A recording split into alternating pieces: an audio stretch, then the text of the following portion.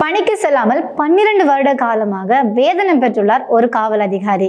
இது எவ்வாறு தெரிய வந்திருக்கு அப்படின்னு சொன்னா, சம்பள உயர்வு மற்றும் அதிகாரிகளுக்கான பதவி உயர்வு தொடர்பில் பெயர் பட்டியல் தயாரிக்கும் போதே இந்த தகவல் தெரிய வந்திருக்குது. இந்த குறித்த காவல் அதிகாரி யார் அப்படின்னு சொன்னா, மத்திய பிரதேசத்துல காணப்படுற அபிஷேக் உபாத்யாய் அப்படிங்கிறவர் தான். கடந்த 2011ஆம் ஆண்டு காவல்துறையில வேலை செய்வதற்காக இவர் தேர்ந்தெடுக்கப்பட்டிருக்கிறாரு.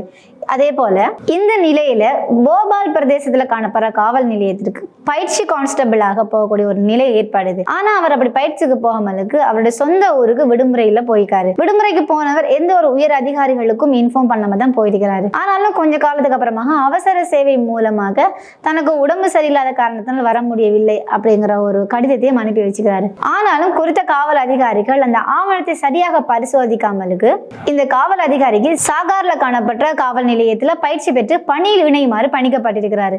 ஆனாலும் இந்த காவல் அதிகாரியாக தேர்வு செய்யப்பட்டவர் எந்த ஒரு பயிற்சிக்கும் சமூகம் அளிக்கவில்லை. அதே போல பணிக்கும் செல்லாமலும் இருந்திருக்கிறாரு.